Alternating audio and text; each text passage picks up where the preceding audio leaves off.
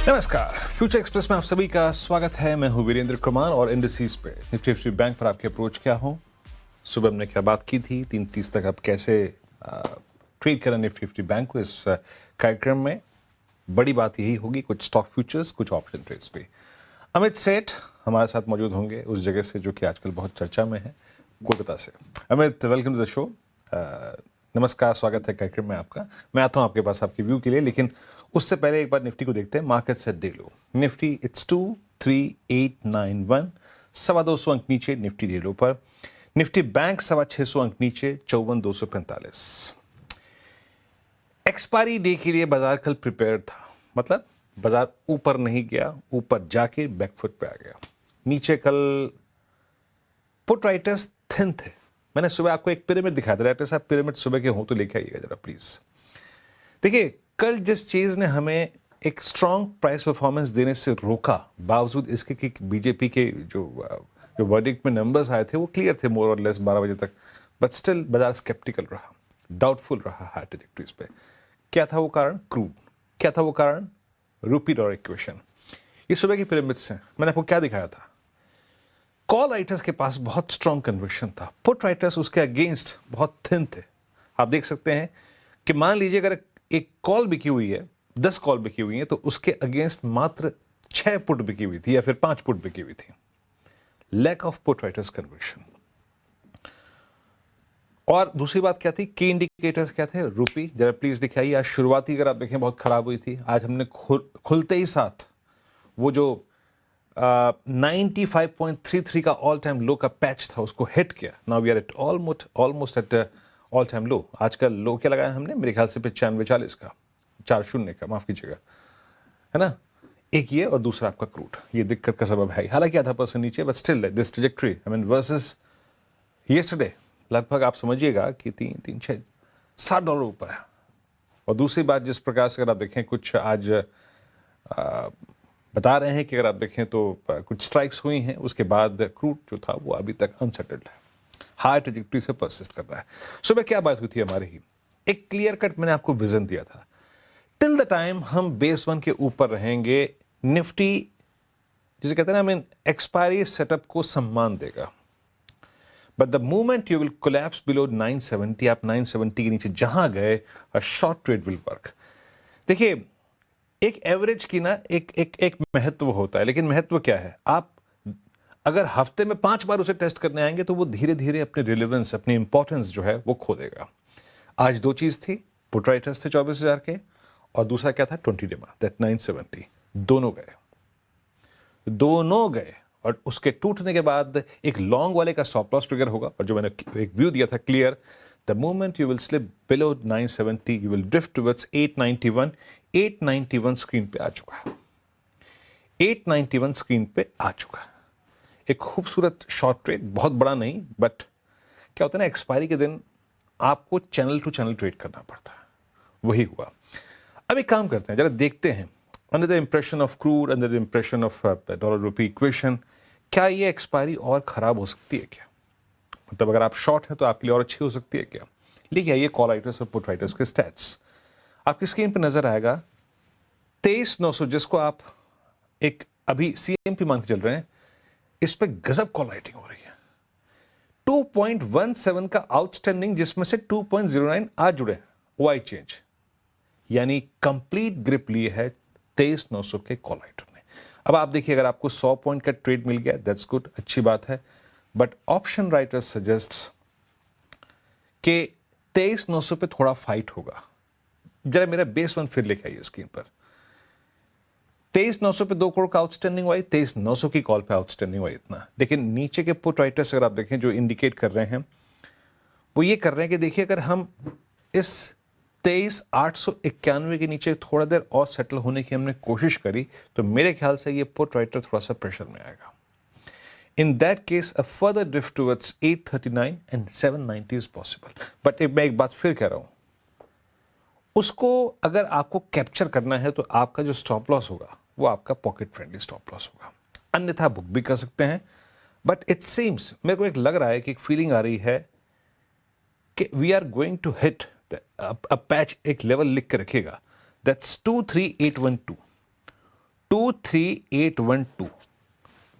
क्यों कह रहा हूं, उसके पीछे एक वजह है। देखिए, मैंने अपनी निफ्टी कमेंट्री बोल दी है, ट्रेड मिल चुका है, बाकी और लेना है कि नहीं लेना है, इट डिपेंड्स आपका पॉकेट क्या कहती है।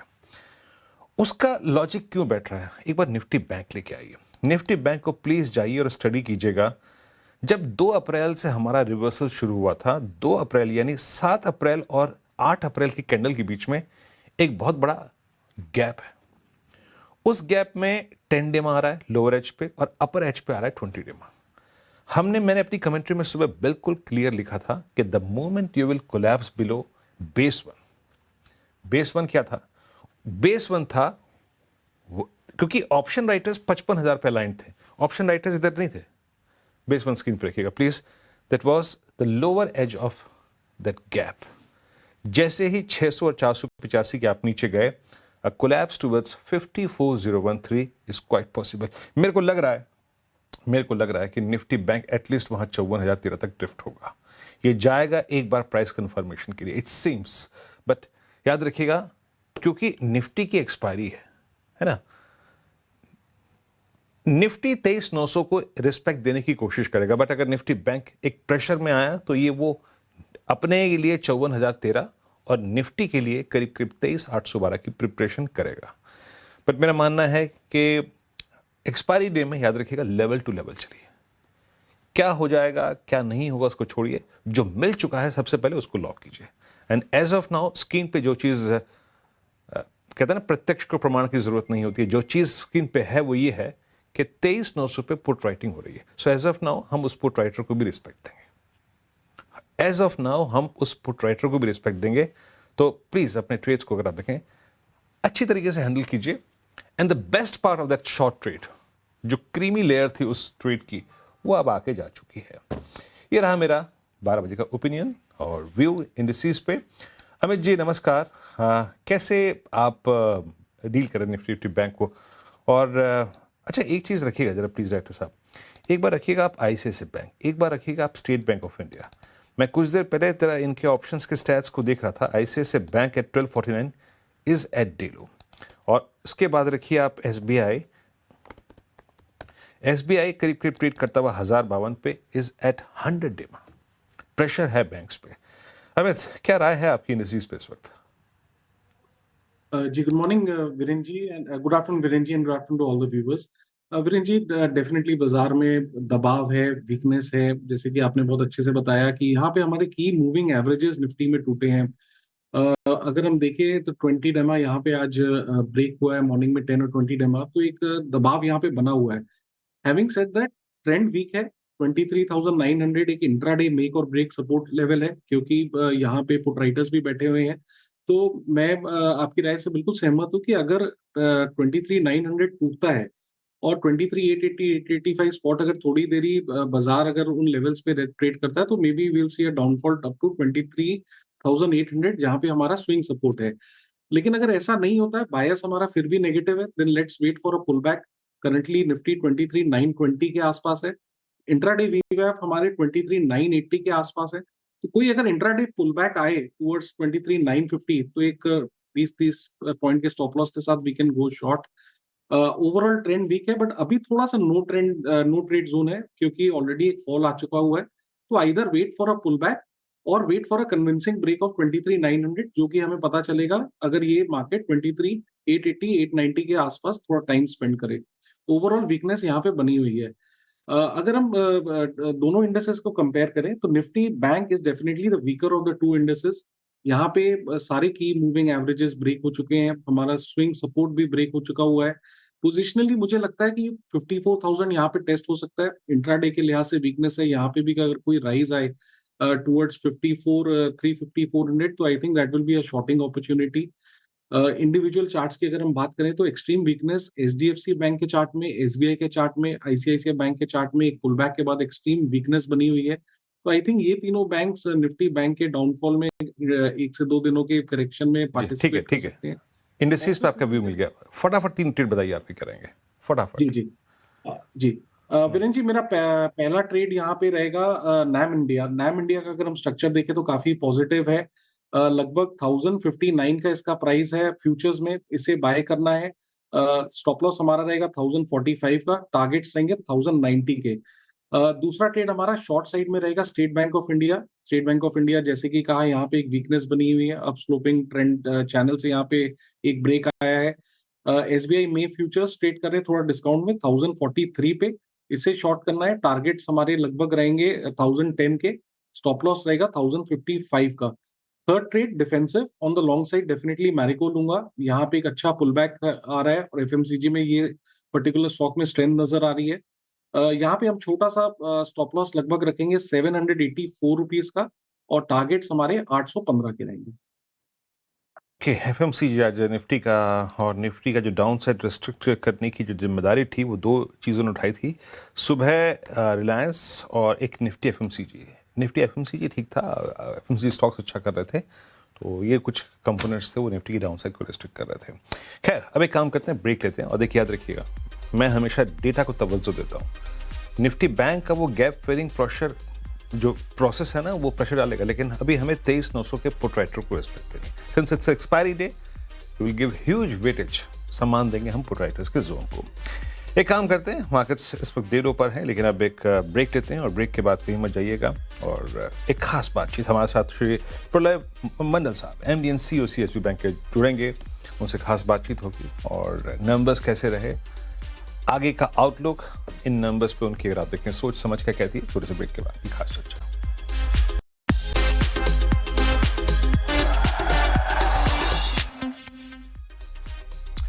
स्वागत है कार्यक्रम में आप सभी का एक बार फिर से। प्रलय जी हमारे साथ मौजूद हैं। प्रलय जी नमस्कार, कार्यक्रम में स्वागत है आपका। और मैं नंबर्स बताता हूँ यहाँ पे थोड़ा सा जनता जनार्दन को पहले। और नेट इंटरेस्ट इनकम करीब 25% बढ़ी इस बार, पैट करीब 6% आपका रहा, और नेट इंटरेस्ट मार्जिन अगर आप देखें तो इस बार रहे 3.83 की ट्रेजेक्टरीज में। जहाँ तक मैंने इस नंबर को पढ़ा, जो मुझे जो सबसे पहली चीज़ प्रलय जी जो प्रभावित कर रही है, दैट्स योर कोर इनकम, है ना, द इंटरेस्ट इनकम, जो इसमें करीब 25% का इजाफा है, जो किसी भी बैंकिंग अगर आप देखें व्यवस्था की, किसी भी बैंक की एक रीढ़ होती है। सर नमस्कार, कोर इनकम स्ट्रांग रही इस बार आपकी इस क्वार्टर में। जिस नोट पे ये फाइनेंशियल ईयर क्लोज हुआ है सर, एक तो आगे जाके कोर इनकम फ्रंट पे आपका व्यू क्या है, और दूसरी बात आगे आने वाले 2 क्वार्टर्स और 1 क्वार्टर इस वक्त लग कैसा रहा है आपको, इसमें आप मतलब कोर इनकम में, इंटरेस्ट इनकम में कितनी ग्रोथ एक्सपेक्ट कर रहे हैं? Good afternoon Virendra ji, and to your viewers as well. हाँ, आप जो बताया ठीक ही बताया कि हमारा कोर इनकम अच्छा हुआ है, और इन स्पाइट ऑफ उतना ट्रेजरी इनकम और सम ऑफ द पीएसएलसी रिलेटेड इनकम जो होता है सीजनल, उतना अच्छा नहीं हुआ। फिर भी हम लोग जो फी इनकम है उसके ऊपर ही हम लोग का 21% का ग्रोथ हुआ है। तो overall it has been a good performance. But सबसे बड़ी बात है कि वो जो क्वालिटी ऑफ द पोर्टफोलियो हम लोगों का, जो जीएनपी, एनएनपीए और क्रेडिट कॉस्ट है, हमारा 18 बेसिस पॉइंट्स का क्रेडिट कॉस्ट था इस क्वार्टर में, विच वाज लोएस्ट, और एनएनपीए 40 बेसिस पॉइंट्स का था, which was lowest in the last 5-6 quarter में। तो ये इट्स, एंड ऑल्सो हमारा एसएफए बुक भी धीरे धीरे नीचे आ रहा है। तो overall it's a good perspective to have as we get into the new year FY27।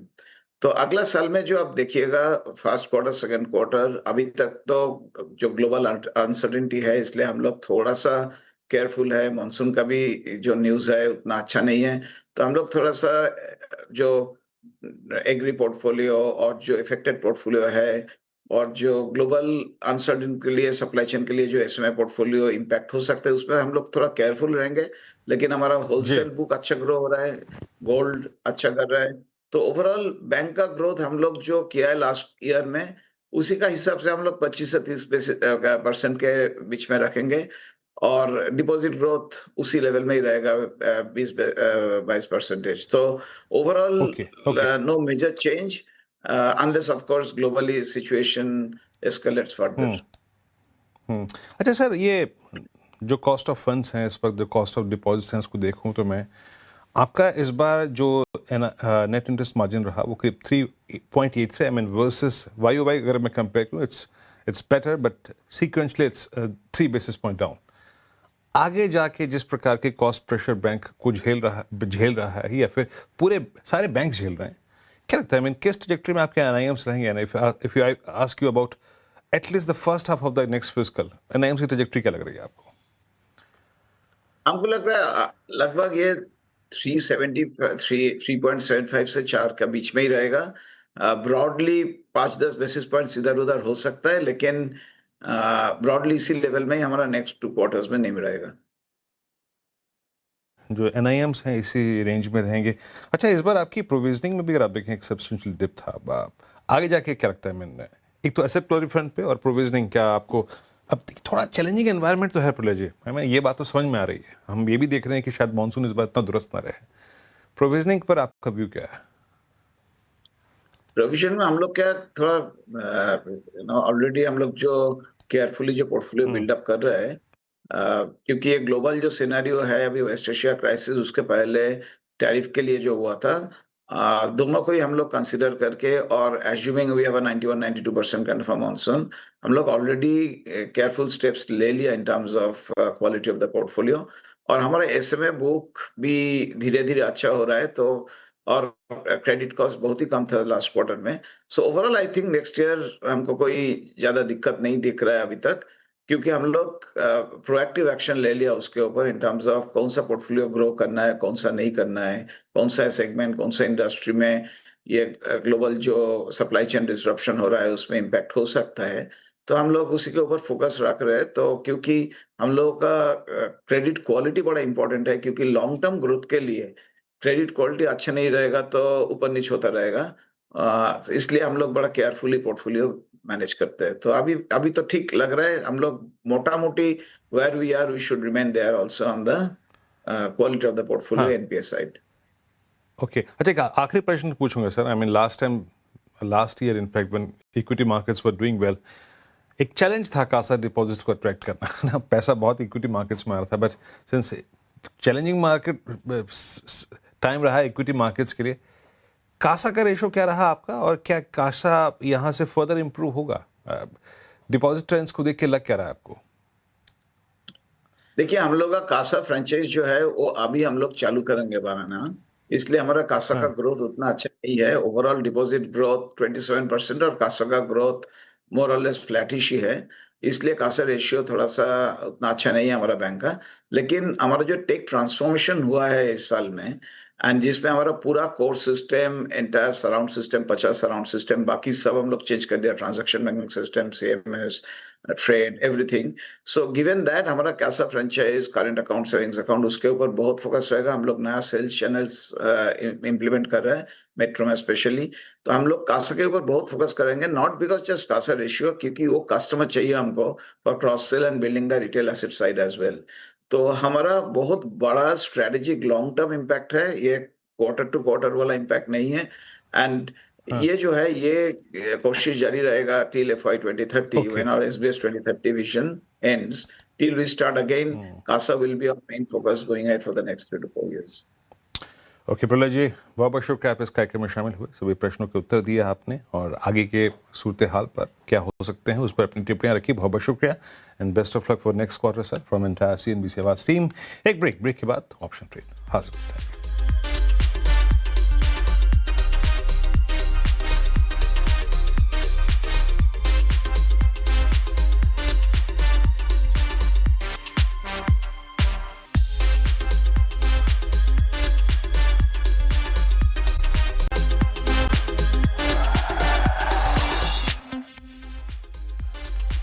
स्वागत है कार्यक्रम में आपका, आप सभी का एक बार फिर से। M&M के नंबर्स आए, एक बड़ा नंबर जो कि आज के लिए ड्यू था M&M, और यहाँ पे याद रखिएगा रेवेन्यू की फिगर रही है करीब 39,554 करोड़ रुपए।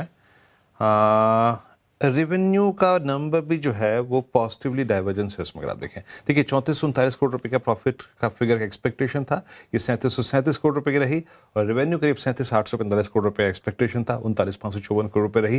यानी प्राइमरी फेस से अगर आप देखें तो on both top line and bottom line ये स्क्रीन कह रही है कि M&M के नंबर्स जो हैं वो बेटर देन एक्सपेक्टेशन है। हालांकि मार्जिन्स जहां पे करीब 14.5% की एक्सपेक्टेशन थी, वहां पे करीब 14.1, यानी करीब 40 बेसिस पॉइंट का डिसअपॉइंटमेंट है। पर आप जिस कमोडिटी एनवायरनमेंट में हैं, याद रखिएगा, जिस कमोडिटी एनवायरनमेंट में है, शायद बाजार इसको उतनी तवज्जो ना दे या फिर एक बेनिफिट ऑफ डाउट देगा। एबिटा यहाँ पे अगर आप देखें तो इस क्वार्टर में रहा करीब 5565 करोड़ रुपए का। यहाँ भी अगर आप देखें तो करीब 5445 करोड़ रुपए के अनुमान के मुताबिक, यानी यहाँ पर भी लगभग 100 करोड़ का पॉजिटिव एवरेंस। ओवरऑल अगर आप देखें तो मेरे ख्याल से एनआईएम्स के अगर आप एक हल्के से डाउट को छोड़ दें तो it's a good numbers from M&M. Amit ji, बहुत संक्षेप में आपका ऑप्शन ट्रेड क्या पिक करेंगे? वीरेंद्र जी, मेरा ट्रेड रहेगा आदित्य बिरला कैपिटल के 360 के कॉल ऑप्शन। एबी कैपिटल 360 का कॉल ऑप्शन लगभग 13 रुपए पे ट्रेड कर रहा है। इसे बाय करना है। स्टॉप लॉस रहेगा 9 रुपए का और टारगेट्स रहेंगे यहाँ 20 रुपीज के 360 के कॉल ऑप्शन में।